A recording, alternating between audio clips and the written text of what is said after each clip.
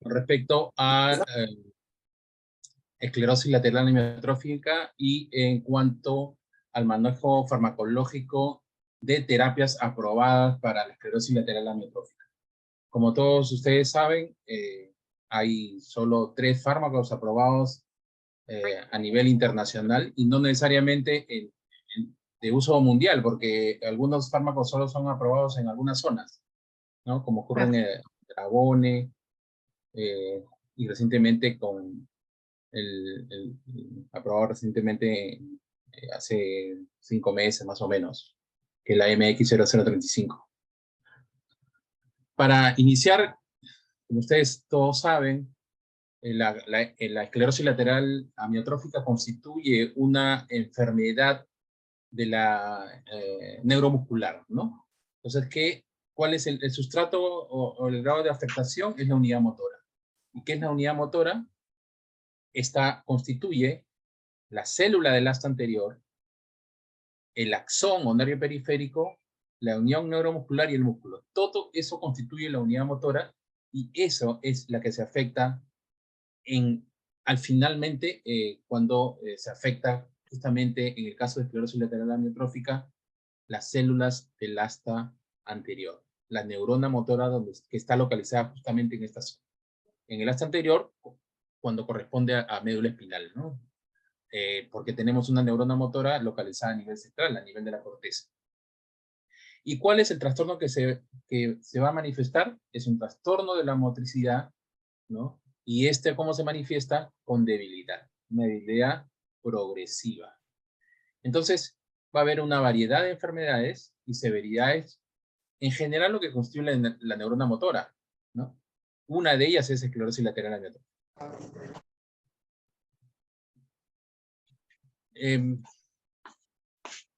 La prevalencia, todavía no tenemos estudios a nivel nacional, estamos en eso, instituto, trabajando una serie de datos con respecto a la prevalencia y la incidencia de esta enfermedad. A nivel de Latinoamérica, más o menos constituye el 3 a 4 por 100.000 habitantes,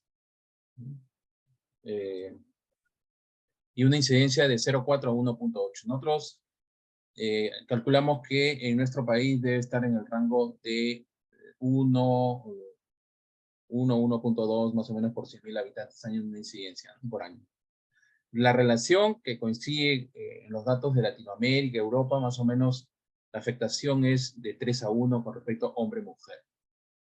Y la edad que con mayor predominancia afecta al grupo etario es entre los 40 y 70 años. Sin embargo, nosotros hemos visto pacientes de mucha menor edad, ¿no?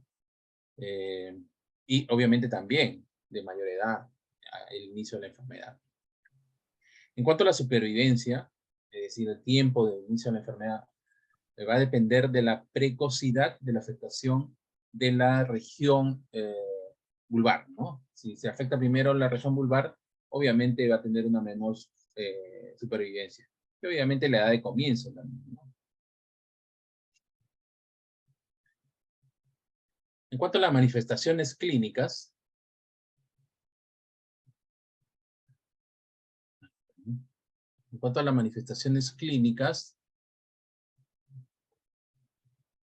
déjame ver esto.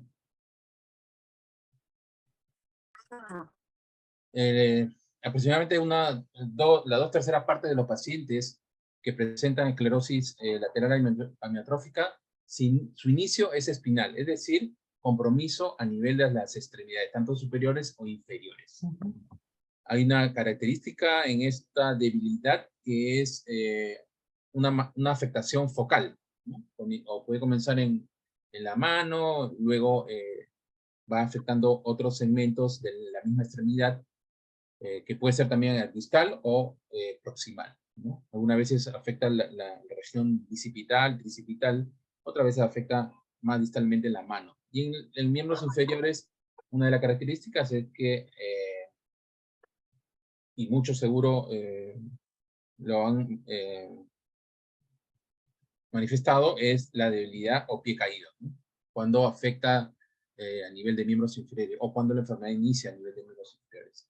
Esta debilidad obviamente es progresiva y puede desarrollar ya compromiso de la neurona motora superior, caracterizado por espasticidad, ¿no? En un músculo atrofiado, ¿no? Y debilitado.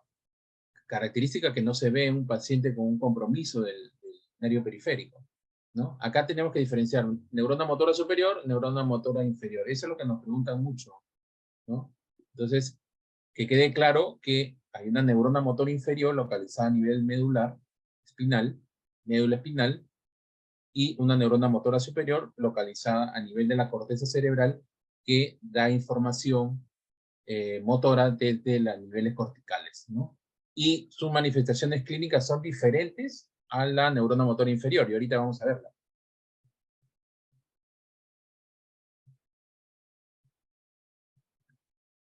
Cuando hay compromiso entre vías superiores, como ya le habíamos dicho, pérdida de fuerza en mano, dificultad para abrocharse los botones, coger objetos, destapar una botella, es lo más frecuente, ¿no? Utilizar los utensilios para la alimentación, y menos frecuentemente, o en menor proporción, para levantar pesos o mantener los brazos extendidos cuando el compromiso inicia proximalmente, ¿no? En el extremo inferior, como dijimos, pie caído es la manifestación clínica más frecuente de miembros inferiores. Y en la región vulvar se afectan los músculos de la lengua y la faringe, provocando una alteración en la articulación de la palabra. Eso nosotros lo denominamos disartria. Y cuando esta disartria está acompañada de una alteración de la calidad de la voz, es una disfonía, que puede llegar a... no necesariamente llega a la fonía completa, pero sí una característica es esa alteración en la articulación de la palabra, ¿no? Inicialmente para algunos vocales, fonemas, y eso va a ir progresivamente. Muy posteriormente hay una afectación o la dificultad para deglutir. Eso es lo que nosotros llamamos disfagia, especialmente inicialmente para líquidos y posteriormente para sólidos. Y como dije inicialmente, la debilidad muscular es el síntoma predominante en la esclerosis lateral amiotrófica, y esto es debido a una degeneración o muerte progresiva de la neurona motora. La neurona motora solo tiene la función de, en cuanto a la fuerza muscular, no hay otra función. Sin embargo, en pacientes con ELA, y ya se ha visto en los últimos años, que estas conexiones que hay a nivel cortical pueden afectar neuronas que produzcan trastornos de tipo cognitivo, ¿no? Hay hay un porcentaje de pacientes que desarrollan trastornos cognitivos incluso inicialmente, y incluso pueden desarrollar demencia, ¿no? Se denomina frontotemporal, localización de la afectación de estas neuronas. Inicialmente, como le dice, la debilidad es muy focal, de los músculos muy focales, y esto se va aumentando posteriormente hacia otros grupos, produciéndose una progresión obviamente de la enfermedad. La atrofia muscular es una característica específica de neurona motora inferior, en la cual se produce una degeneración de las fibras musculares, producida por esta denervación. La denervación constituye la unión del nervio con el músculo. Esa pérdida de esa unión produce denervación, y eso produce atrofia muscular. Y ustedes conocerán que una de las manifestaciones características, y que no en todo está presente, y que no en todo paciente pueden presentarlas, son las fasciculaciones, que son básicamente contracciones espontáneas de un conjunto de fibras musculares innervadas por una misma neurona motora. ¿Y cómo se manifiesta? A través de movimientos reptantes en cualquier zona del cuerpo, ¿no? Muchas veces el paciente lo percibe a nivel del brazo, el muslo, en la región de la espalda, que son las zonas más frecuentes, ¿no? Pantorrillas, tórax, abdomen. E incluso cuando es de inicio vulvar pueden percibirlo en los bordes laterales de la lengua, ¿no? Y estos son observables a simple vista. Una característica es que es observable, es palpable, ¿no? Y el paciente lo percibe, ¿no? Lo percibe, lo palpa y lo observa. Es una de las características de estas fasciculaciones que demuestran compromiso de la neurona motora o de la porción inicial del axón de esta neurona.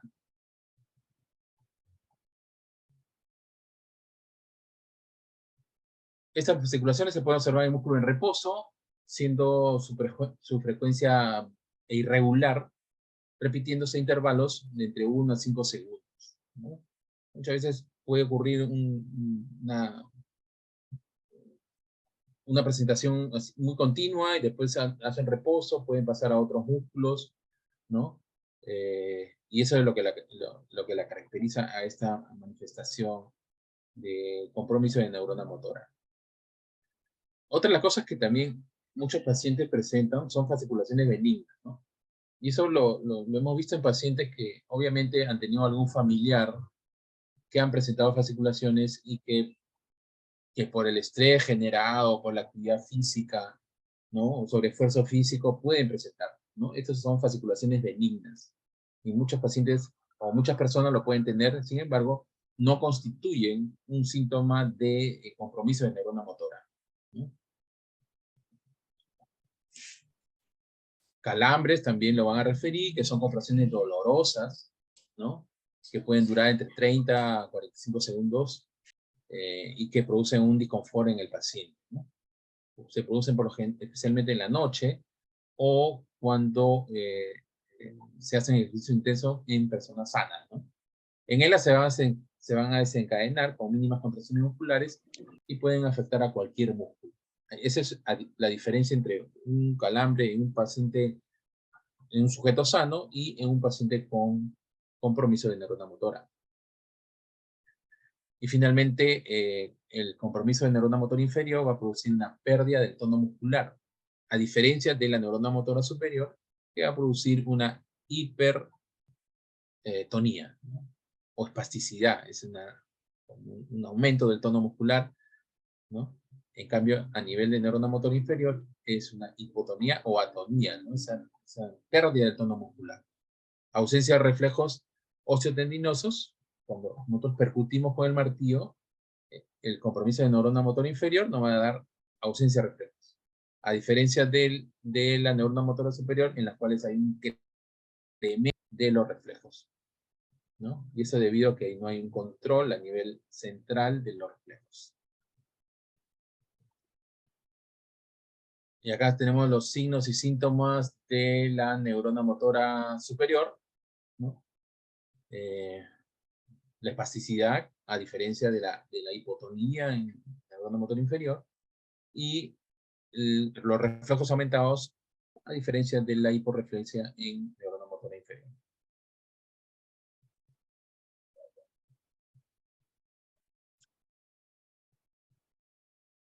Ahora vamos a hablar rápidamente sobre algunos hallazgos genéticos, ¿no? Últimamente está en mucho estudio esto del compromiso genético en pacientes con esclerosis lateral amiotrófica, ¿no? Y a la actualidad hay una serie de estudios que ubican, ¿no? Desde que en 1993 se encontró una relación entre el gen que codifica la superóxido dismutasa 1, actualmente hay más de 5 variantes genéticas que se han asociado a tener riesgo de esclerosis lateral amiotrófica. Y no solamente en pacientes con ELA familiar, sino también hay un componente genético en pacientes con ELA esporádica. O sea que la enfermedad está relacionada a un gen, no necesariamente que se transmita a la familia.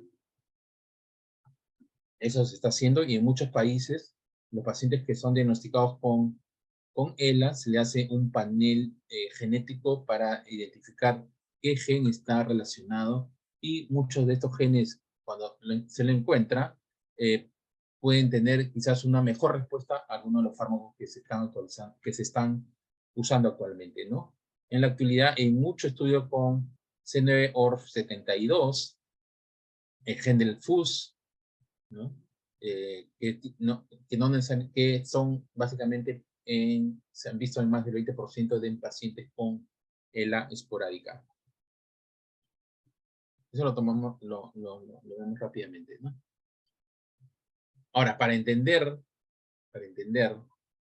sobre los mecanismos de acción de los fármacos que se utilizan en la actualidad y de los muchos fármacos que están siendo estudiados, tenemos que ver algo rapidito nomás sobre la fisiopatología de la ELA. ¿Por qué se produce la ELA?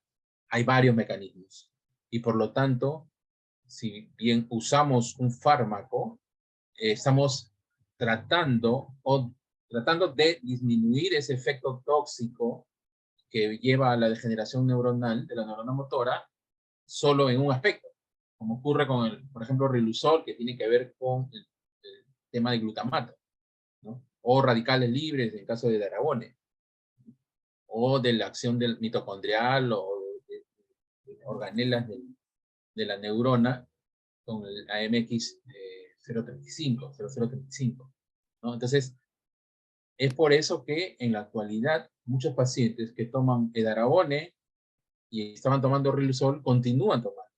O sea, no necesariamente dejan de tomar uno para tomar el otro, ¿no? Porque actúan en mecanismos diferentes, ¿no? Por ejemplo, la excitotoxicidad por glutamato. El glutamato es un neurotransmisor localizado a nivel del sistema nervioso que cumple una función, sin embargo, su incremento va a producir que haya una muerte neuronal, ¿no? ¿Provocado por qué? Por una alteración a nivel de las proteínas que finalmente producen un compromiso neuronal y su muerte, ¿no? Y se ha demostrado que en pacientes con ELA hay un aumento del nivel de glutamato extracelular, ¿no? Que es un indicador de, ya esos estudios vienen de hace muchos años, ¿no? El estrés oxidativo es otro mecanismo en los cuales se produce un desequilibrio entre la formación y eliminación de especies reactivas de oxígeno. El oxígeno es vital para nosotros, sin embargo, algunas reacciones va a producir eh, mecanismos anormales en esta metabolización del oxígeno que va a producir finalmente acumulación de especies reactivas de oxígeno que van a contribuir a hacer un daño a nivel de la neurona. Y no solo de la neurona, sino en otras células.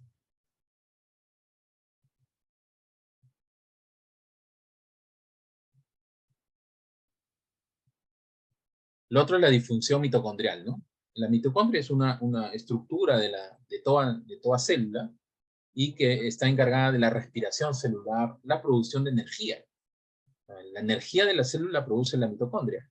El control interno del calcio y el control de la apoptosis. La apoptosis es lo que se llama muerte celular programada. Todas las células llegan a un momento que tienen que degenerar. Entonces, este control está ejercido por la mitocondria, ¿no? Entonces, cualquier alteración en la función normal de la mitocondria o en su estructura va a tener una relevancia importante en la muerte neuronal o neurodegeneración, que es el mecanismo que se produce en muchas de las enfermedades neurodegenerativas y específicamente en el tema que hoy nos trata, que hoy tratamos el esclerosis lateral amiotrófica. Entonces hay una disfunción mitocondrial que va a producir un daño a nivel de la neurona. Y eso ha sido demostrado en diferentes estudios en los cuales se evaluó la función y la morfología de la mitocondria usando ratones, ¿no? Y evidenciaron que hay un daño a nivel de esta organela. Igual ocurre con una organela que es el retículo endoplasmático, ¿no? Importante en el metabolismo proteico, que va a generar también productos tóxicos a la neurona y va a producir su muerte. El otro mecanismo es el daño axonal, ¿no? Hay una desregulación en el transporte axonal y en la estructura del axón. El axón es el cuerpo de la neurona, ¿no? Entonces, que genera que haya un transporte axonal defectuoso, hay una acumulación de neurofilamentos en las motoneuronas, ¿no? Acá, esto es importante porque en la actualidad se está estudiando mucho de estos neurofilamentos y que va a constituir un mecanismo de biomarcador, ¿no? En la actualidad, en algunos centros se utiliza el dosaje de neurofilamentos como biomarcador en cuanto a la progresión de la enfermedad y a la respuesta de los tratamientos utilizados en los pacientes, ¿no? Esperemos que muy pronto tengamos también esta tecnología disponible en nuestro país y que nosotros, a través del dosaje de neurofilamentos o biomarcadores con el dosaje de neurofilamentos, podremos evaluar la progresión de la enfermedad o la respuesta al tratamiento. También se ha estudiado otra sustancia que se acumula en el axón, que es el TDP-43, y que va a producir toxicidad a nivel del nervio, de la neurona, ¿no? Y por lo tanto del nervio.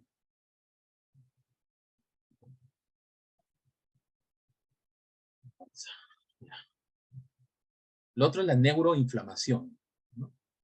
Como ocurre en todos los procesos neurodegenerativos, hay un incremento de un desequilibrio entre las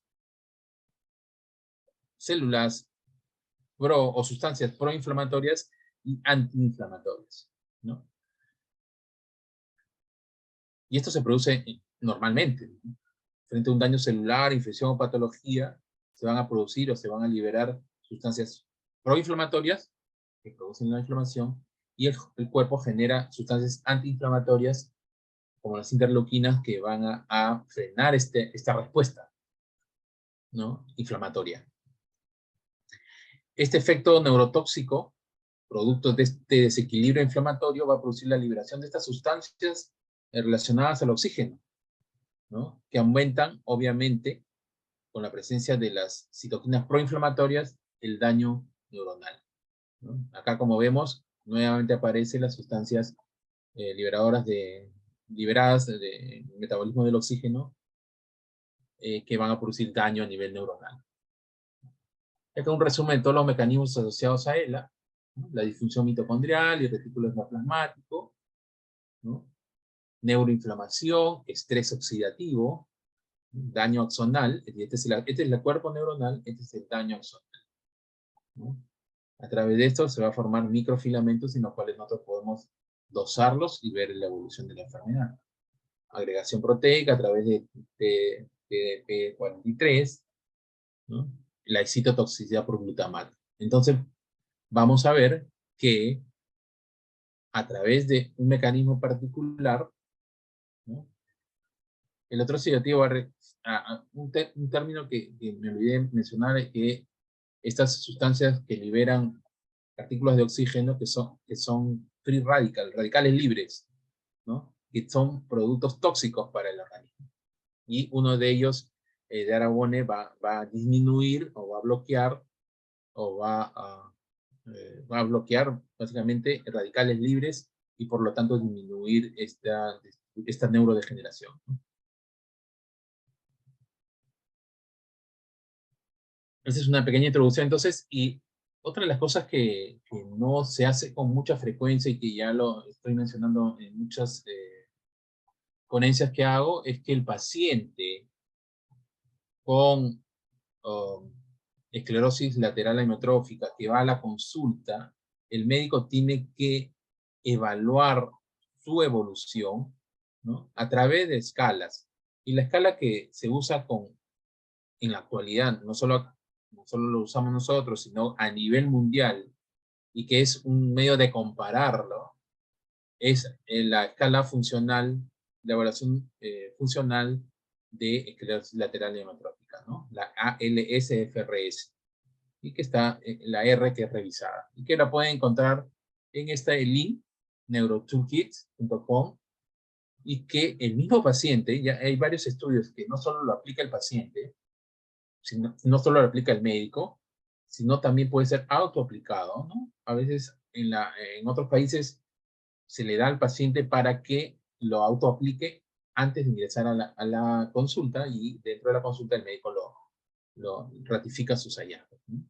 Se dice que es una forma bastante buena de ver la evolución porque el mismo paciente en sus controles, él mismo produce o genera los datos en esta escala, ¿no? Y no se permite el sesgo de los evaluadores. Entonces, el ALS-FRS es una herramienta diseñada para medir el progreso de la enfermedad en pacientes con ELA, ¿no? Deben conocerlo para que, ¿no?, cada mes, cada 2 meses que son evaluados, vean el avance de esto. Esta escala va a estar compuesta por 12 elementos agrupados en 4 funciones, ¿no? Básicamente para evaluar la discapacidad de acuerdo a las actividades de la vida diaria, ¿no? En cuanto a la función respiratoria, a la función vulvar, a la función motora gruesa, nosotros le decimos, y a la función motora fina. Esto para que lo conozcan. Por ejemplo acá, el primer punto a evaluar, la función vulvar, cuanto que es el lenguaje, cuanto a salivación y a cuanto a deglución. Cada uno con sus ítems para evaluar, ¿no? Por ejemplo, el lenguaje. Proceso del habla normal, lo califican con 4. Un trastorno del habla detectable, leves cambios, 3. Habla inteligible con repeticiones, le califica con 2. Habla complementada con comunicación no verbal, de señas, 1. Y cuando hay una pérdida del habla total, ¿no?, 0. Y así se hace con la salivación, se hace con la deglución, en cuanto a la función vulvar. Acá tenemos la función motora fina, en cuanto a la evaluación de la escritura, cortado de comida y uso de utensilios. Acá clasifican tanto pacientes sin gastrostomía y pacientes con gastrostomía.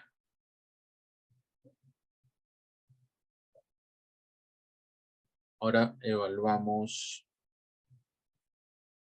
la función. No avanzó.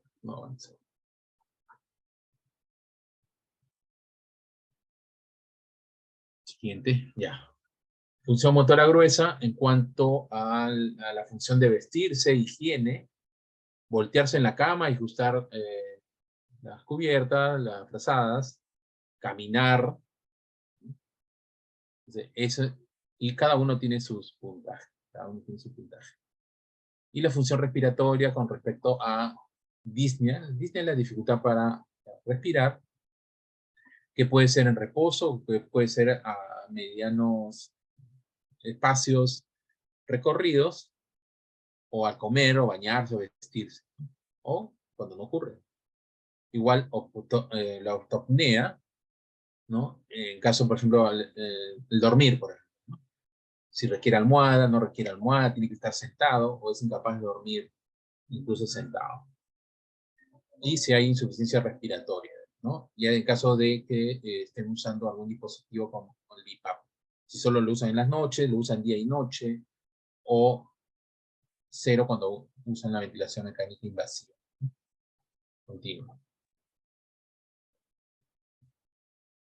Entonces, como yo les hablaba, no solo el componente, en la actualidad, no solo se evalúa el componente motor en los pacientes, sino también la evaluación cognitiva, ¿no? Entonces, para eso también hay una serie de ayudas, para evaluar en cuanto a lo que es el lenguaje, la fluidez verbal, la función ejecutiva, ¿no?, la memoria y la evaluación visoespacial, ¿no? Y eso ya lo hacen, básicamente lo hacemos o lo enviamos a los pacientes a neuropsicología, que ellos utilizan estas, y la más utilizada es esta, ¿no?, la de Edimburgo. Hay otras, ¿no?, va a depender de cada centro, pero esta es una de las más utilizadas. ECAS, ¿no? Se resume como ECAS de Edimburgo. Entonces, ahora sí, en esta relativa introducción, ¿no?, vamos a hablar sobre el tratamiento. Al igual como ocurre en otras enfermedades, no existe una terapia eficaz, ¿no? En neurodegeneración. Puede ocurrir con Parkinson, puede ocurrir con demencia, ¿no? Obviamente sí, no vamos a comparar estos trastornos neurodegenerativos, pero no existe una terapia eficaz para él. Y eso, como le decía, porque hay múltiples mecanismos que nos llevan a la neurodegeneración, que lo hemos explicado hace un rato, rápidamente. En la actualidad, existen 3 fármacos aprobados para su tratamiento, ¿no? Es el Riluzol, desde el 1995, Rilutec en Estados Unidos, y que en nuestro país llegó recién a venderse, a comercializarse nuevamente, porque hace muchos años también se comercializaba otro Riluzol, pero que duró muy poco tiempo. En la actualidad tenemos Teglutic en suspensión. El otro probado en el 2017 es el Arabone, que bueno, fue inicialmente en Japón, por la casa Mitsubishi, y que en Estados Unidos se aprobó a través de la FDA en el 2017, que es el Radicava, ¿no? Y el año pasado, el 29 de septiembre, se aprobó el Relibrio en Estados Unidos, ya se había aprobado en Canadá, el fenilbutirato de sodio asociado a taurursodiol, que es el AMX00. Sí. Entonces vamos a ver cada uno de ellos. Riluzol, que fue el primero probado, actúa bloqueando la entrada de iones sodio, ¿no? Son mecanismos ya moleculares, pero que al final va a reducir la liberación de glutamato, ¿no? Y nosotros le decíamos que uno de los mecanismos de esta neurodegeneración es la excitotoxicidad, el daño que hace este neurotransmisor, el glutamato, que puede estar en concentraciones, existe normalmente el glutamato, pero tiene unas ciertas concentraciones, pero que en estos mecanismos de neurotoxicidad hay un incremento marcado de esta sustancia que va a producir el daño neuronal. Entonces, reduce la liberación de glutamato en la región presináptica, hace de que esta es la unión, el contacto entre una neurona y otra. Entonces, libera, acá bloquea, y no se produce bloquea estos canales de sodio para que no se libere más glutamato. Por lo tanto, va a haber un efecto, va a reducir este efecto tóxico del glutamato. Pero como le decimos, este es uno de los mecanismos que se producen en ELA. Los otros mecanismos van a seguir produciéndose. Por eso es que no es efectivo el tratamiento, porque solo está atacando, y si constituye la causa de mayor neurodegeneración, ahí quizás la respuesta sea mejor, y eso va a depender de cada paciente. Y de la genética también de ELA. Entonces constituyó el primer fármaco aprobado mundialmente para el tratamiento de ELA. Sin embargo, es capaz de prolongar o que lleve al paciente a presentar de insuficiencia respiratoria un plazo de 3 a 6 meses. O sea, en realidad prolonga la aparición de compromiso respiratorio entre 3 a 6 meses. Hay efectos secundarios, obviamente: astenia, náuseas, somnolencia, dolor de cabeza, problemas gastrointestinales y alteraciones de la función normal del hígado, ¿no? Con aumento de enzimas hepáticas que deben ser controladas periódicamente en el paciente que está usando Riluzol. No solo en la función hepática, sino también en la función hemática, ¿no? En cuanto a evaluar sus glóbulos blancos, sobre todo plaquetas, glóbulos rojos, que debe ser parte de la evaluación continua de los pacientes que toman este fármaco. Y en general, todos los fármacos aprobados. Vamos a hablar sobre la presentación en suspensión, ¿no?, oral, que está actualmente en nuestro país. ¿Cómo tomarla? ¿No? Ya vimos cuál es el mecanismo de acción. La dosis va a ser igual que la tableta, ¿no? 50 miligramos cada 12 horas. ¿no? Administrada oralmente. Solo la diferencia es que esta viene en suspensión, ¿no? Que puede ser dado a través de la vía oral o a través de la sonda de alimentación enteral. Cada 10 mililitros de suspensión contienen 50 miligramos de riluzol y que se da cada 12 horas, de preferencia a la misma hora cada día, mañana y noche. Y esta suspensión se administra mediante una jeringa dosificadora graduada que viene dentro del frasco.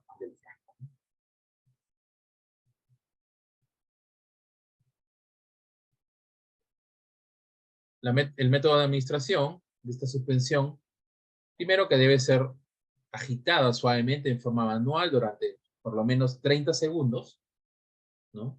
Luego girando el frasco hacia arriba y abajo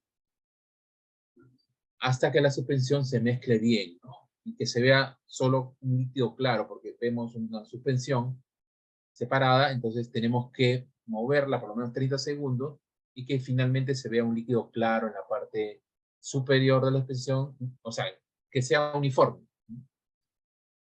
Y que no se vean dispersos. Como abrimos el frasco, presionamos el tapón y giramos en sentido contrario a las agujas del reloj. Y ahí abrimos recién el frasco. Por lo tanto, ahí está bastante seguro el fármaco.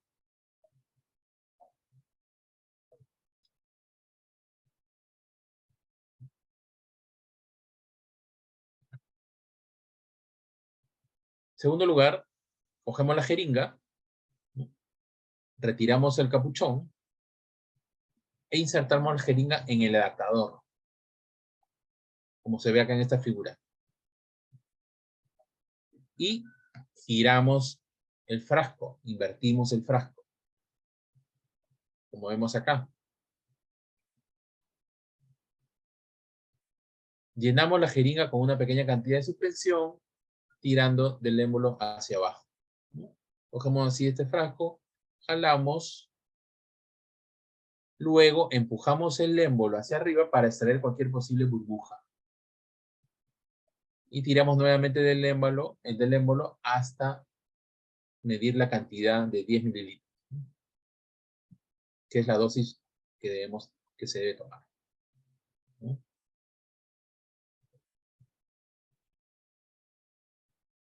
Se da vuelta el frasco. Cuando ya tenemos los 10 mililitros, se da vuelta el frasco y se extrae la jeringa del adaptador.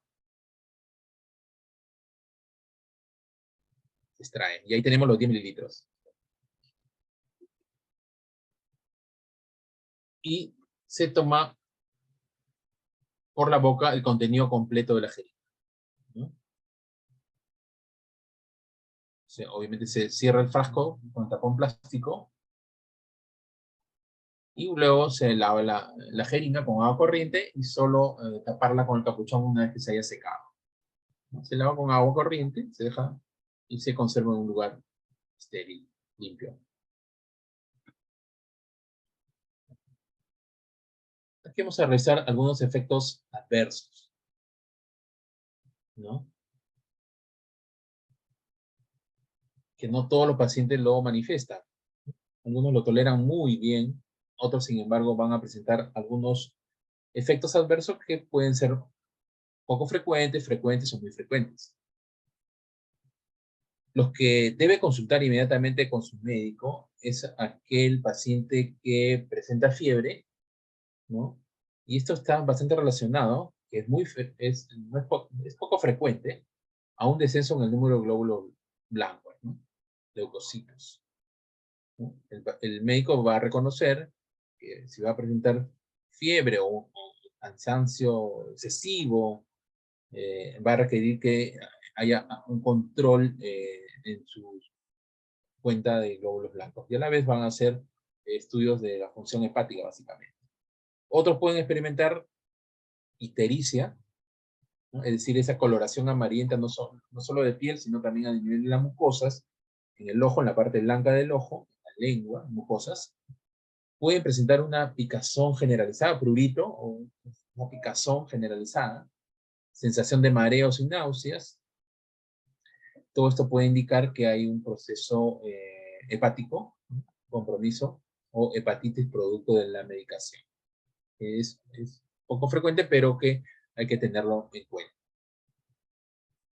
Si experimenta tos o dificultad respiratoria, puede también ser producto de una complicación que se llama enfermedad pulmonar intersticial, producido por este fármaco, que también se da en muy poco porcentaje. Sin embargo, hay que tenerlo en cuenta un paciente que inicia la toma y que produce que, debido a la toma, porque puede ser producto también de la enfermedad de esa dificultad respiratoria, pero hay que manifestarlo si es que no tuvo ninguna dificultad y que por el producto de la toma del medicamento puede haber participado. En todos los casos se suspende la medicación y hacer la evaluación respectiva por su médico tratante. Otros efectos adversos, ¿no?, muy frecuentes, es decir, que pueden afectar a más de 1 de cada 10 personas. Más de 1. Cansancio, sensación de mareo, niveles elevados de enzimas hepáticas, que son las transaminasas, ¿no? Cuando este excesivo cansancio, mareo, también hay que hacerle su evaluación respectiva en cuanto a la función hemática y hepática. Estos son muy frecuentes, ¿no? Más de 1 en 10. Efectos frecuentes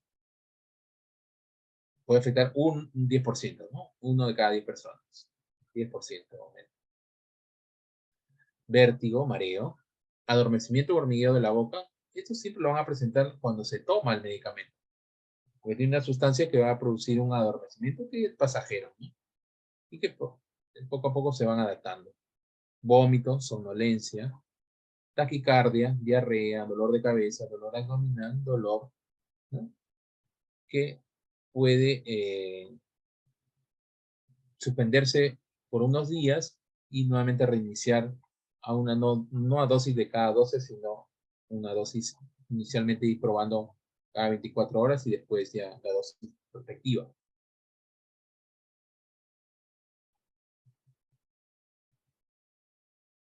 Los efectos adversos poco frecuentes afectan hasta 1 de cada 100, ¿no?, el 1%. Puede producir anemia, reacciones alérgicas, una pancreatitis, ¿sí?, básicamente por dolor, causado por dolor abdominal fuerte. ¿Y esto a qué se debe? En comparación con la vía, con la suspensión y la presentación tablets comprimidos, se dice que la suspensión oral se absorbe más rápidamente que los comprimidos, ¿no? Por lo tanto, puede el paciente experimentar ligero aumento de cansancio, vértigo, diarrea y transaminasas elevadas, ¿no?, cuando usa la suspensión.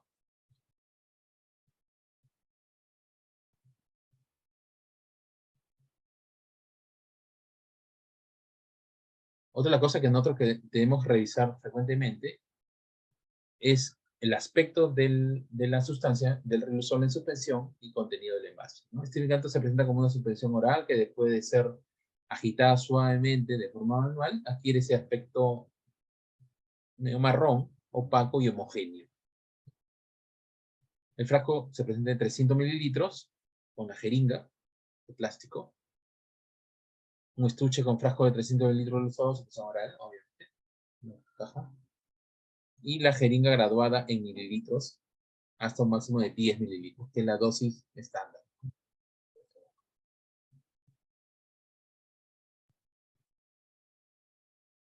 Eso en cuanto a Riluzol. No estoy en tiempo.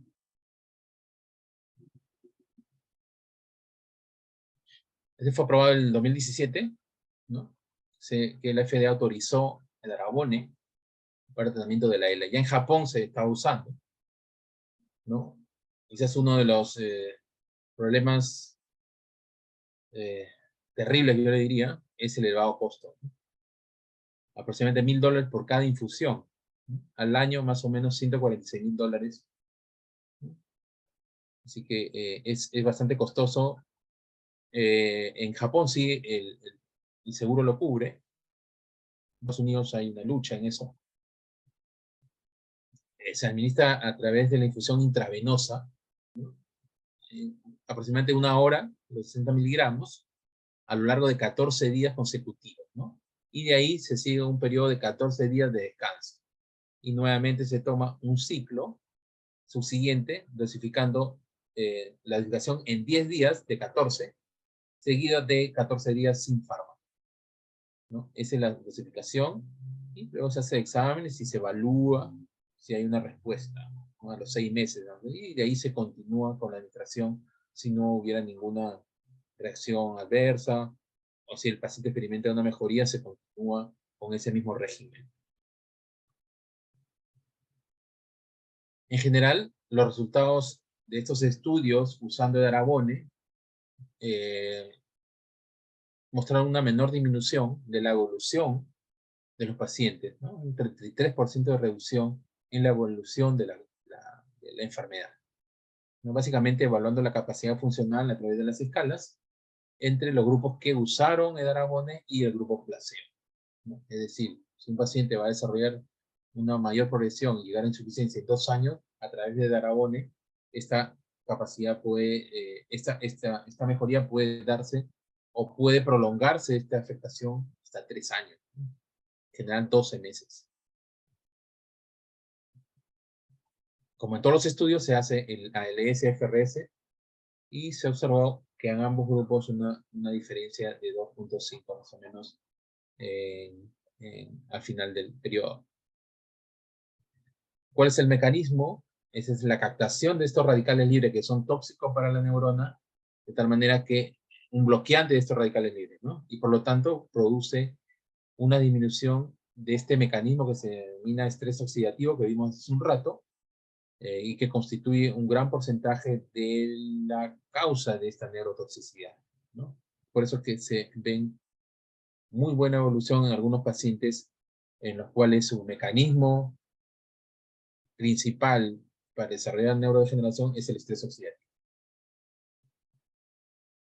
En los efectos adversos incluyen hematomas y dolor durante la deambulación, al caminar, dolor al caminar y dolor de cabeza. Dolor de cabeza básicamente se tratan con antiinflamatorios comunes y dan buena respuesta. Básicamente es el efecto sobre la zona a inyectar. Hay un riesgo importante de la posibilidad de que algunos pacientes puedan hacer shock anafiláctico. Obviamente se trata como cualquier shock anafiláctico, básicamente debido a que su formulación presenta el disulfito sódico, una sustancia que es bastante, que puede producir en algunos pacientes susceptibles una reacción anafiláctica, una reacción a esta sustancia. Y dentro de este grupo de pacientes susceptibles, las personas asmáticas tienen una mayor predisposición a sufrir esta reacción.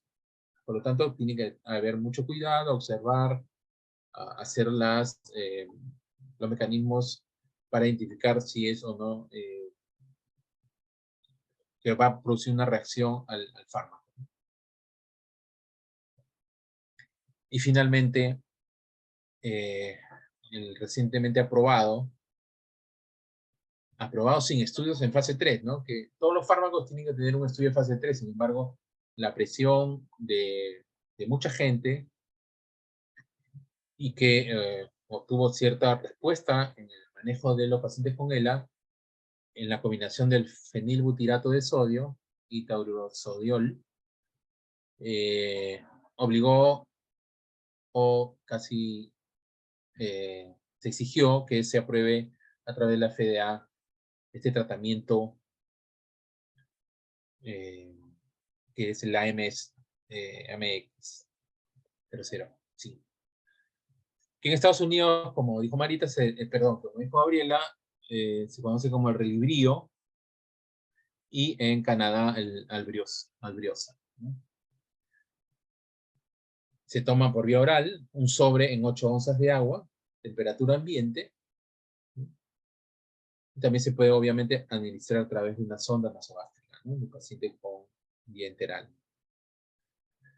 La dosis recomendada para las primeras 3 semanas es un sobre al día. Después de 3 semanas, la dosis aumenta a un sobre 2 veces al día, ¿no? Y el medicamento se puede tomar antes de la comida, que es recomendado, ¿no? Entonces, se empieza con una dosis al día, ¿no? 3 gramos de fenilbutirato de sodio y 1 gramo de taurursodiol, ¿no? Esto ya viene en el sobre, que se diluye en un vaso de agua, 250 mililitros, a temperatura ambiente, ¿no? Antes de las comidas.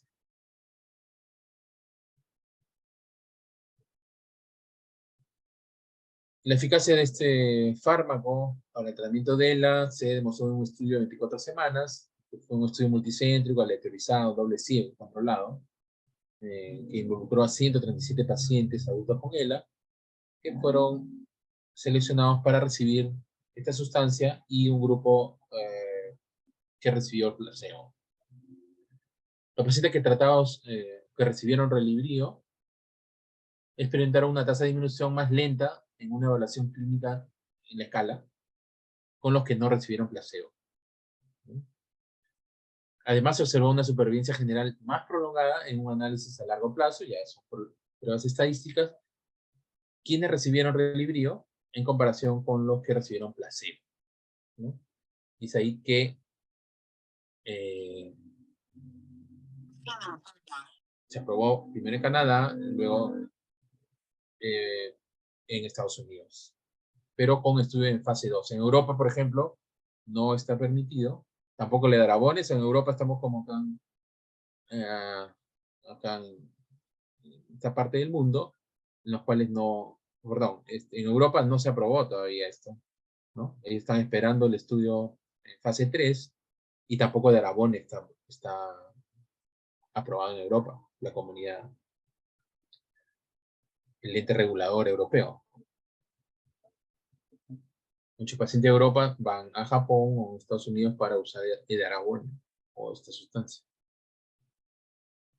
Básicamente, el fenilbutirato, porque estas dos moléculas, ¿no?, es un inhibidor de una enzima que produce el estrés, así como a nivel a nivel de organelas de la neurona, ¿no?, que se llama el estrés del retículo endoplasmático,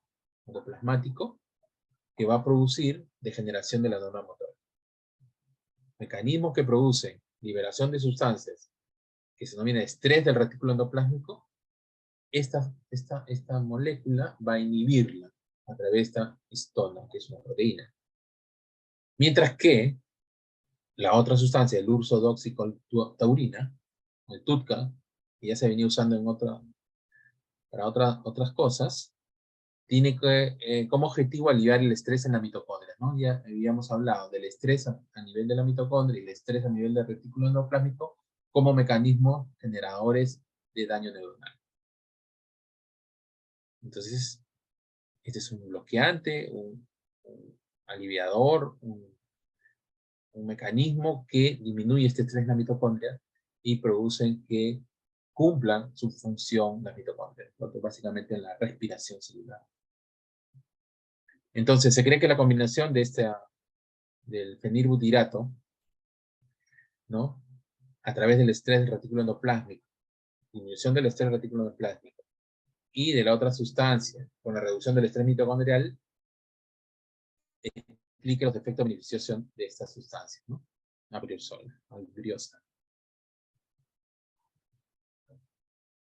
En cuanto a las reacciones adversas más comunes, diarrea, dolor abdominal, náuseas, infección del tracto respiratorio superior, hay que tenerlo en cuenta, ¿no? Como esta sustancia contiene taurursodiol, que es un ácido biliar, puede empeorar la diarrea en pacientes con trastornos que interfieren con la circulación de los ácidos biliares. Hay que tener en cuenta, hay que evaluar por un gastroenterólogo antes de iniciar esta terapia, ¿no? Porque básicamente esta sustancia es un ácido biliar. Bueno, estos estudios que se hicieron en cuanto a los efectos adversos, mayor porcentaje de diarrea, básicamente por las ácidos biliares, dolor abdominal, náuseas, como ven, la mayoría molestias gastrointestinales, infección de la vía respiratoria superiores, fatiga, hipersecreción salival y mareos, ¿no? Bueno, eso es todo lo que tengo que comentarles. Finalmente, no les hablé sobre el Darabone, seguro va a ser pregunta. Actualmente también está aprobado el Darabone vía oral, ¿no? En Japón, ¿no? Todavía falta completar el estudio, que debe ser en este año, del Darabone oral para Estados Unidos. Y que se da en la misma, con la misma característica, con la misma frecuencia, ¿no? 14 días, se descansa 14.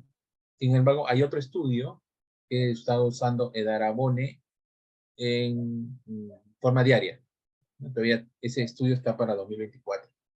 Y ver si la vía oral, dándolo en forma continua, puede ser mejor que darlo así en ciclos de 14 días. Yo creo que hemos cumplido el tiempo y vemos las preguntas. Sí, doctor, muchísimas gracias. A ver, una de las consultas que, digamos, siempre existe, una de las dudas que siempre existen es, ¿qué pruebas genéticas hay en Perú para saber, por ejemplo, qué tipo de medicación es la más apropiada para cada paciente con ELA? Lamentablemente no tenemos estudios de paneles para genética para ELA en nuestro país.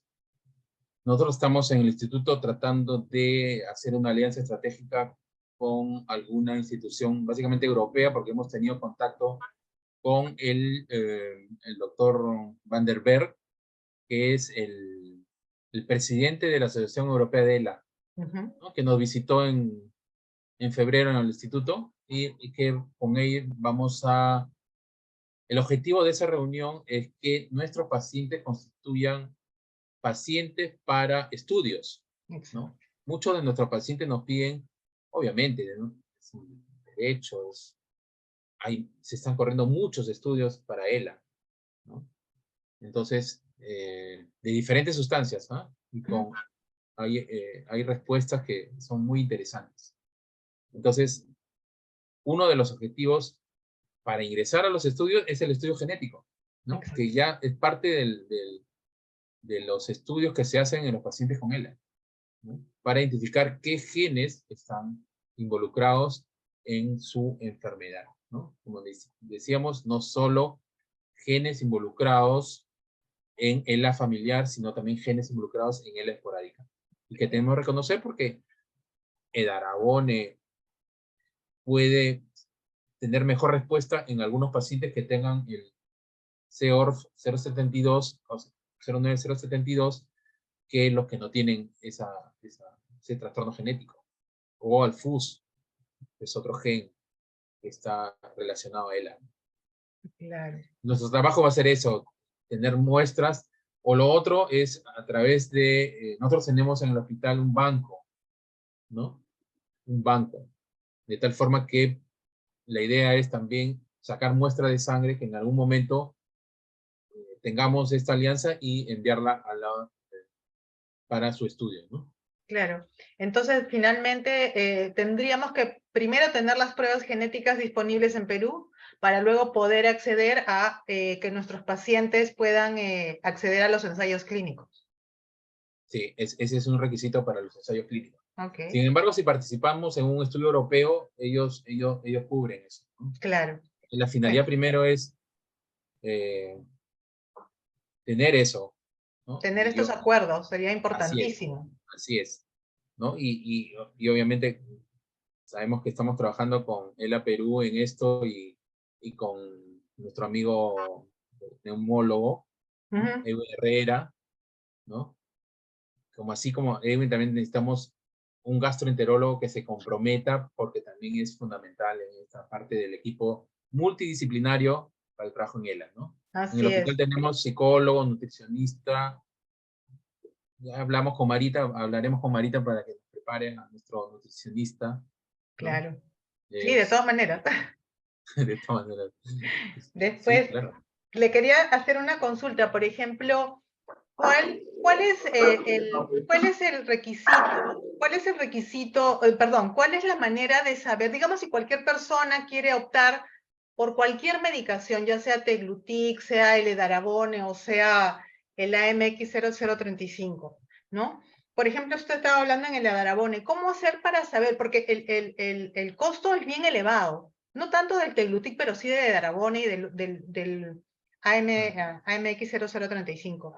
¿Cómo hacer para saber que este medicamento no le va a hacer daño o para no tener que comprarlo o aventurarse en una dosis tan cara de medicamento? Como dije, más o menos es $1000 cada dosis, ¿no? Sí. El que puede, pues, viaja a Estados Unidos, Norteamérica o Japón, ¿no? Claro. En Japón se puede optar por un seguro y eso sí lo cubre, ¿no? Así es. En realidad,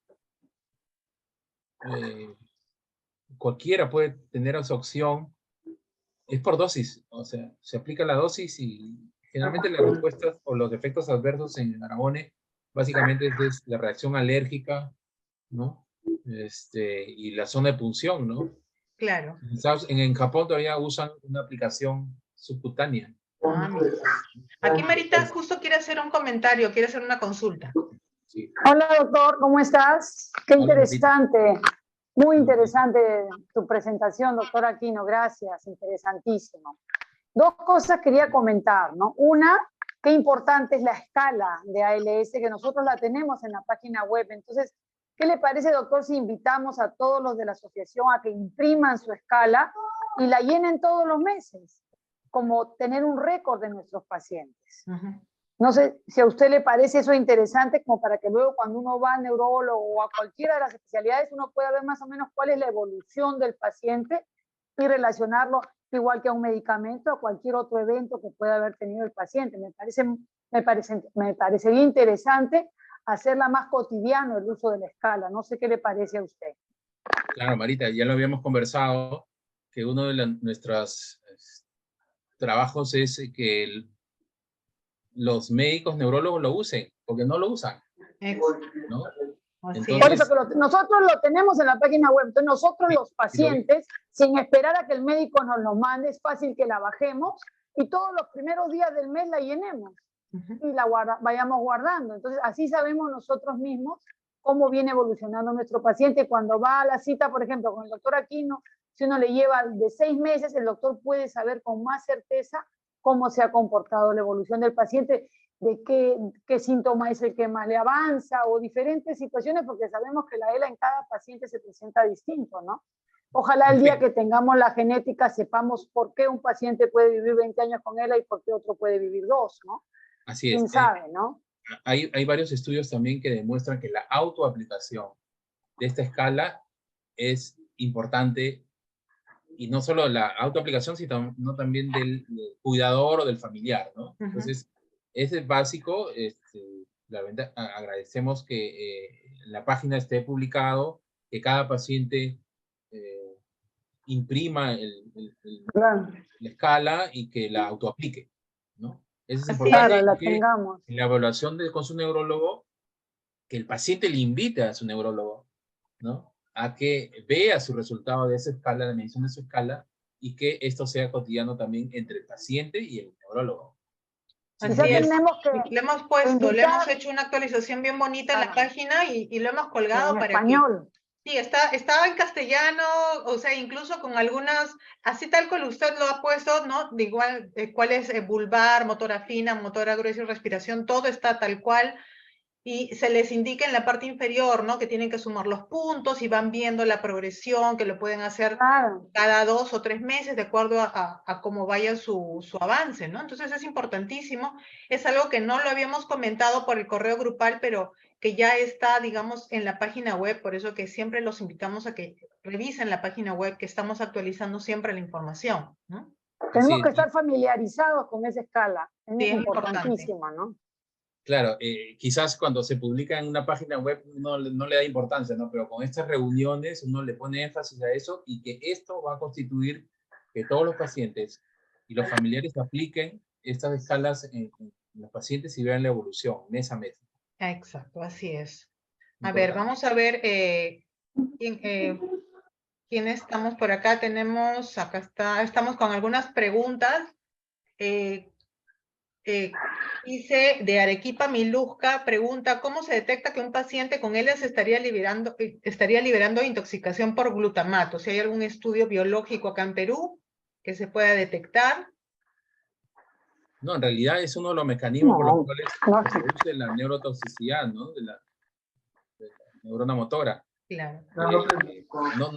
No hay mediciones de glutamato, ¿no? Hay como parte de estudios iniciales, en el caso de Riluzol en su época, ¿no? Claro. Estamos hablando del año 90, 95, ¿no?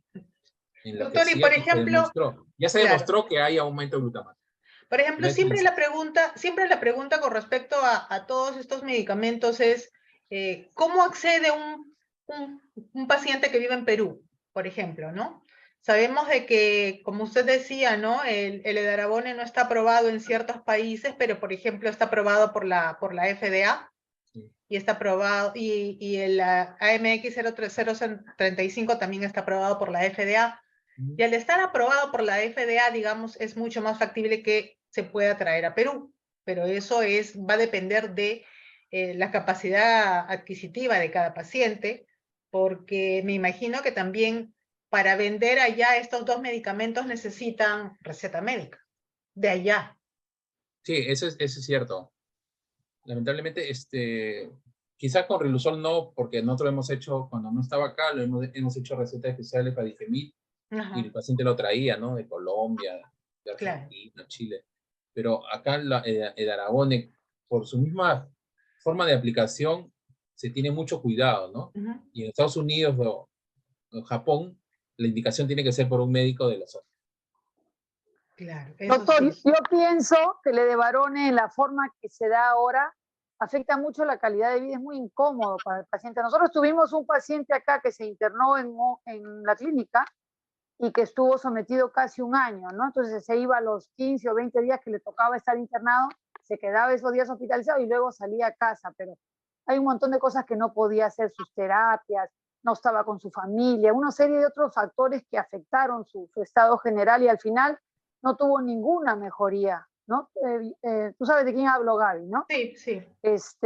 Y no tuvo ninguna mejoría. Entonces yo pienso que el Edavarone, el objetivo sería, ya está en pastilla en algunos casos, ¿no es verdad?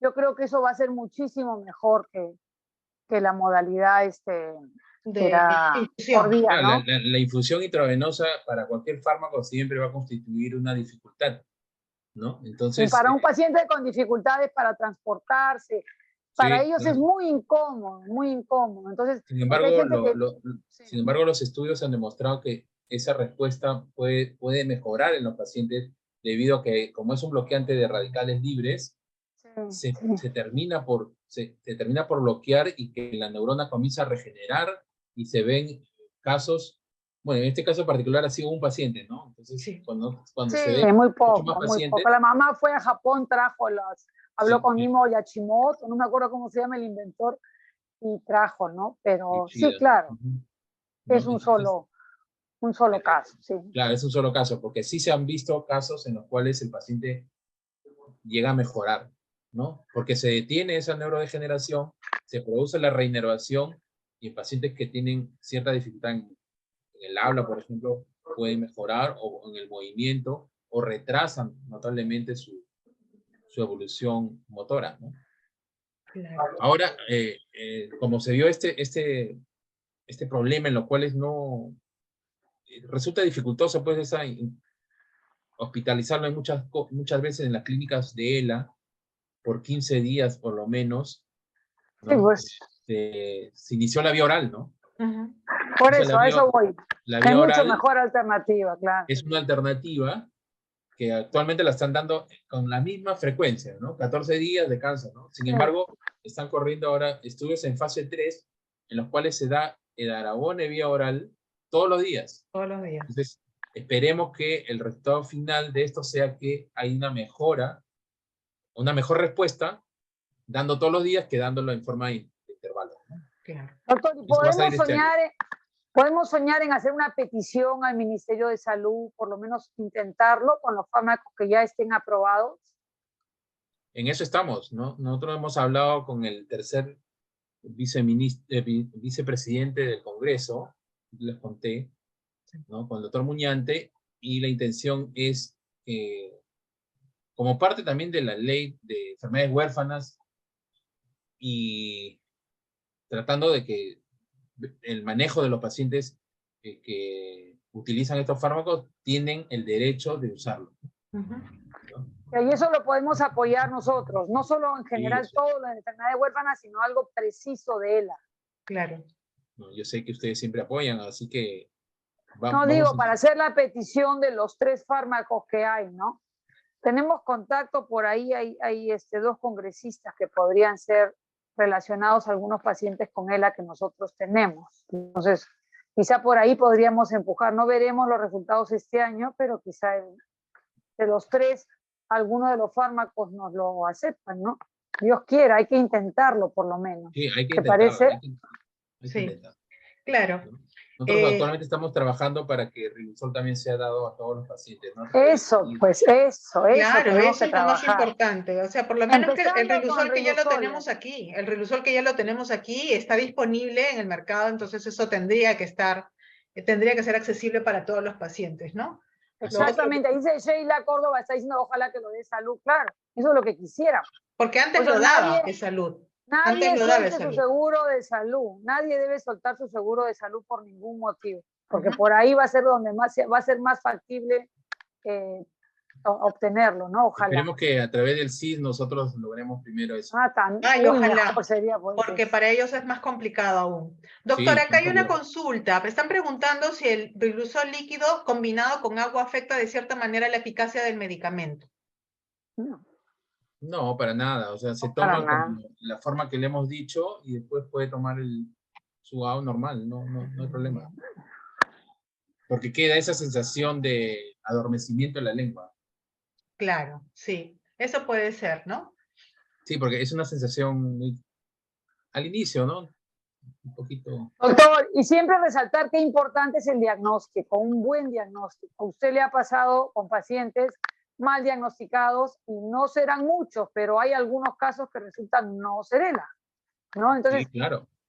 qué importantísimo es un buen diagnóstico, sobre todo a veces la gente de provincia va donde médicos que no conocen mucho la enfermedad, entonces importantísimo venir a Lima y venir a un médico como el doctor Aquino para tener un diagnóstico seguro, porque a veces un mal diagnóstico, digamos, puede hacer la gran diferencia, ¿no? Así, hemos tenido casos pues que no necesariamente son Lo sé. parte de la enfermedad de neurona motora, pero que no son ELA, ¿no? Así es. Porque una Exactamente. neurona motora, un ELA es compromiso de neurona motora superior y compromiso de neurona motora inferior. Hay compromiso solo de neurona motora inferior y hay compromiso de solo neurona motora superior. Claro. Hemos tenido también casos de neuropatía motora multifocal con bloqueo de conducción, Claro. que tiene tratamiento, ¿no? Lógico. Y hemos Un visto buen también pacientes, diagnóstico es demasiado importante. Así y hemos es. también tenido dos pacientes que tenían Parkinson Plus se llama, ¿no? Atrofia muscular, atrofia multisistémica, que simulaban una enfermedad de neurona motora. Claro. Y bueno, tienen otro pronóstico, pueden tener acceso a tratamiento, pero que no son como ELA, ¿no? Entonces, un buen diagnóstico, por favor, siempre yo digo a los pacientes, un buen diagnóstico, así, de ahí hay que partir, porque la ELA es una enfermedad difícil de diagnosticar, tiene que ser un médico que la conozca bien, se equivocan mucho con los diagnósticos. Sí, tenemos, uno de los problemas es el tiempo de diagnóstico, ¿no? Antes era 2 años, ahora ha bajado más o menos a 1 año, pero sin embargo, cuando los pacientes son evaluados en una unidad de neuromusculares, específicamente en la unidad que nosotros tenemos, es la unidad en el Instituto Nacional de Ciencias Neurológicas, tratamos de revisar toda la parte clínica del paciente y llegar a un diagnóstico, ¿no? Uh-huh. Importantísimo, importantísimo. Doctora, Gracias. acá están preguntando ¿cuál es el momento recomendable para tomar Riluzol? Si apenas se diagnostica o se puede empezar luego, ¿desde cuándo se debe tomar? Se debe tomar inmediatamente después de hacer el diagnóstico. Ok.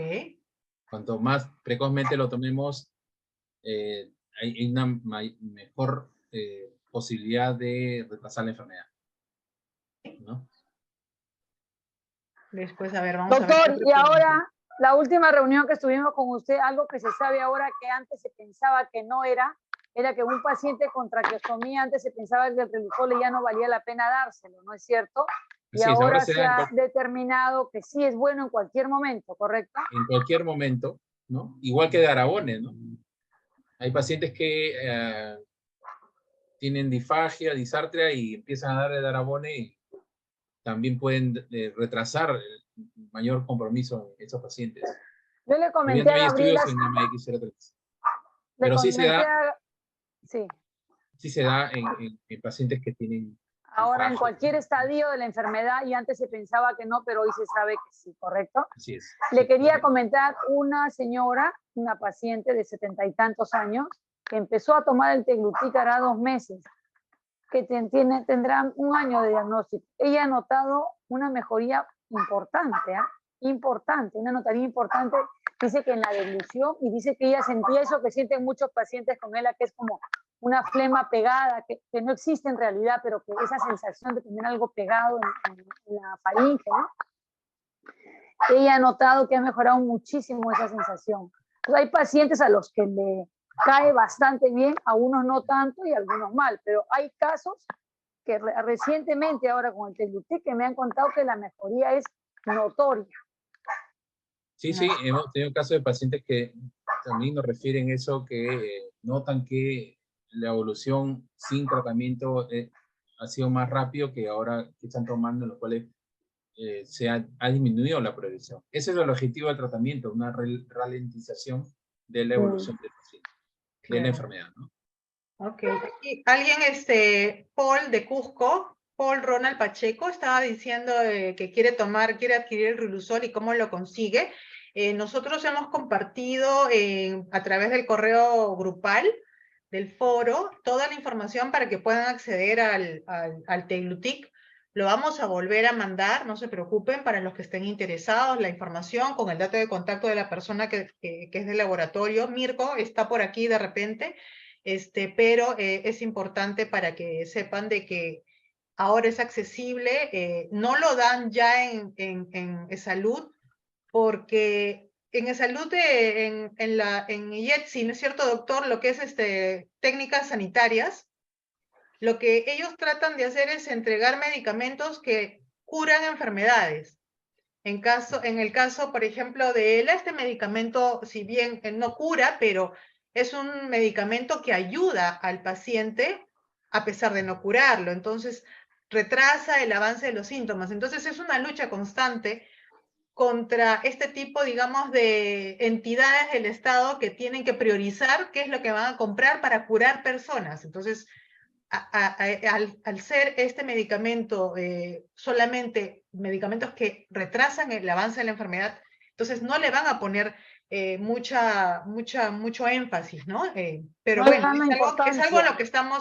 lo que estamos trabajando ya Hay que desde hace muchos lucharla. años. Claro, entonces la idea es que no sea solamente para un tratamiento, digamos, paliativo, ¿no? Pero que sea aprobado por salud y por el ministerio, por el CIS, ¿no? Saquemos cita con algún congresista y que el doctor Aquino nos acompañe. Y empezamos a... El que no llora no consigue lo que necesita. Entonces tratemos. Claro, lo retiraron del petitorio, ¿no? Y antes incluso para darlo tenían que pasar para entregar el Rilusol a cada paciente tenía que pasar por una evaluación médica, ¿no? De un grupo de médicos a ver si se lo daban o si no se lo daban, ¿no? Sí, un fastidio.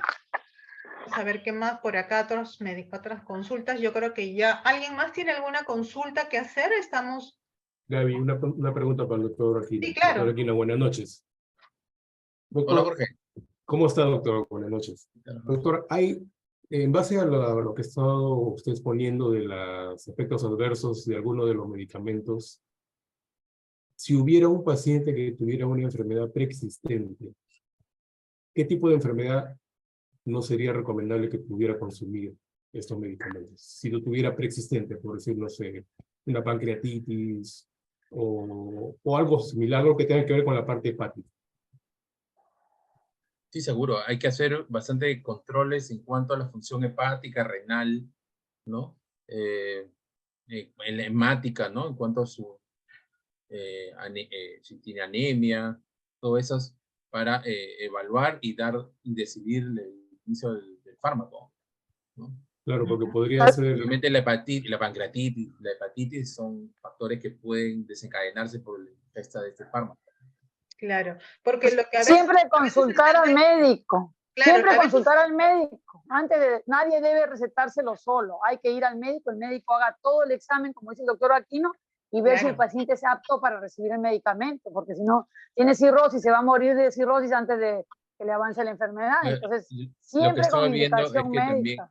Claro, lo que estaba viendo es que inician el tratamiento sin previo exámenes de rutina, ¿no? Exacto, O sea, sí. hay que hacerlo, ver cómo está su un buen perfil del un paciente, perfil ¿no? hepático, un perfil Claro. renal. Eso es súper importante porque a veces las Controles personas quieren agresivos. comprarlo, pero no se han hecho ningún tipo de evaluación previa para ver si el medicamento les va a hacer bien o no. Eso es bien importante. Y tiene Y que el ser doctor controlado, expuso regulado todos por los su... efectos colaterales, lógico. Claro, entonces No es broma. cuando vayan de repente, cualquier persona que esté acá dentro de la charla y el médico les da su receta de Riluzol, tienen que también decirle de que necesitan hacerse algunas evaluaciones previas para ver si es que realmente el medicamento no le va a hacer daño, ¿no? Como Así cualquier es. otra cosa. ¿Sí? Listo. ¿Alguna otra consulta? Doctor, me han dicho, bueno, no me han dicho, pero he leído que el Relibrio es espantoso. He leído en cantidad, un montón de comentarios en unas páginas americanas de pacientes que reciben el Relibrio, que es una cosa espantosa y que realmente a muchos les cae muy mal al estómago. Pésimo, pésimo, Sí, pésimo, que les da unas diarreas terribles. Así es, los efectos gastrointestinales son los que predominan ahí. Sí, eso, pero bueno, algunos están recibiéndolo a través de su seguro, entonces, bueno, bienvenido. Claro, hay que ver. Por ejemplo, el doctor hablaba antes del tuta con el fenilbutirato. Algunos pacientes nuestros lo trajeron carísimo, no lo compraron en Estados Unidos, pero había que tomar 8 cápsulas al día que parecían unas tizas de grano. Entonces, hay pacientes que los que no pueden tomar eso, ¿no? No pueden. Inclusive a mí me regalaron uno, porque un paciente me regaló, yo lo aboné en asociación a alguna persona, pero a Alfonso, mi esposo, era imposible darle 8 tizas de ese tamaño, no hay forma. Entonces, hay que ver qué cosa se ajusta a cada paciente, ¿no? Por eso tiene que verlo siempre el médico. No todo se ajusta para cada paciente, para todos los pacientes. Por ejemplo, doctor, si es que algún paciente quisiera viajar a algún país para hacerse sus pruebas genéticas, ¿a dónde usted recomendaría que viajen? Bueno, en los centros, en Estados Unidos, en Miami hay centros CELA, ¿no? Está en Locatelli, en Florida, que es fácil de ir, está Locatelli que habla español y está haciendo varios del protocolo Hale y está haciendo varias cosas interesantes, ¿no? Que es accesible, ¿no le parece? Florida a veces, claro, Boston también, maravilloso. Sí, sí, claro, lo más accesible para nosotros es Florida, ¿no? Se puede ir y hacer todo el panel genético, incluso tener la posibilidad de entrar a algún estudio, ¿no? Porque el Hale Sí, está por todas partes, ¿no, doctor? Está bien accesible, con mucha facilidad, sin muchos requisitos, ¿no? Así es. Bueno, a ver, entonces yo creo que hemos abarcado la mayor cantidad de información de cada uno de los medicamentos. ¿Alguien quiere hacer una pregunta, por favor? ¿Quién es? ¿Usuario? ¿Su nombre? ¿No lo puede escribir por el chat? No. Bueno. A ver, para que prendan sus cámaras y tomar una fotito antes de terminar, por favor. Usuario, ¿quién eres?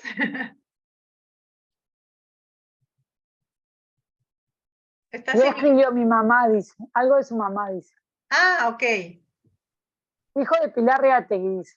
Ah, el usuario. Claro. Ah, ok, claro, sí lo conozco. Ha estado tomando Riluzol líquido por 2 meses con agua porque no lo tolera. Pero no pasa nada, ¿no? Ya el doctor dijo que no. Sí, que no. pues. Hay que tomarlo y luego ingerir el líquido. Ya. Ah, está bien. No hay ningún problema. Y dice, Ok. ¿qué pasaría si lo deja de tomar? Lo deja de tomar y puede, bueno, por algún efecto secundario, puede pasar un tiempo y volver a retomarlo, ¿no? Ya. Pero no Doctor, le afecta nada si es que lo deja de tomar. No le va a pasar nada. Clínicamente no, para nada. Ya. doctor, quien lo va a dejar de tomar, ¿está bien que lo deje de un día a otro o es mejor que vaya bajando la dosis para minimizar la reacción que pudiera No es, tener el no es dejarlo? dosis dependiente, no es dosis dependiente. Nada. O sea, que no hay ningún problema en que lo deje ya. Ok, Listo. listo. A ver, vamos a tomar una fotito. A ver, ¿quiénes están por aquí? Listo, vamos a ver. Ahí estamos. Ya estamos. Listo. Entonces, doctor, le agradecemos muchísimo nuevamente por acompañarnos. Lo comprometemos para una siguiente oportunidad. Nos gustaría de repente hacer un consultorio de neurología para ver algunos síntomas de repente constantes y recurrentes en algunos pacientes que siempre tenemos algunas consultas y que me parece que es importantísimo de repente poder abordarlos con un especialista como usted. No, encantado, siempre para apoyar. Gracias, gracias doctor, muchas gracias a todos, gracias por acompañarnos. Esperamos que visiten la página web, por favor, ahí hay mucha información, está todo actualizado, así que por ahí Bajen su escala, Sí. bajen su escala. Un lujo tener al doctor Aquino con nosotros. Espero que todos hayan aprendido algo hoy día y cualquier duda estamos para resolverla y siempre vamos a hacer un nexo con el doctor, cualquier duda que tengan. Todos juntos hacemos las cosas mejor. Claro, y no se olviden que todos somos ELA Perú, eso es una nueva familia, es nuestra familia extendida. ¿Ok? Listo, gracias, gracias doctor, buenas noches. Gracias. Gracias. Gracias a Chao. todos. Chao, doctor, chao. gracias. Chao. Muchas gracias. Gracias, Chao. gracias a todos, Hasta gracias. luego. Ay, están todos lindos, no se vayan, espérense, voy a tomar una foto. Es que han prendido más cámaras. Prendan para una foto con el doctor. Ahí Un está. lujo haber tenido al doctor Aquino, ¿ah? Claro, claro que sí. Nadie conoce como él a Ela en el Perú, o sea que todos vayan pasen por sus manos. Claro, de todas maneras. Siempre Te está esperamos en el instituto. Está recomendadísimo. Gracias, hasta luego. Chao, chao con todos. Chao. Gracias.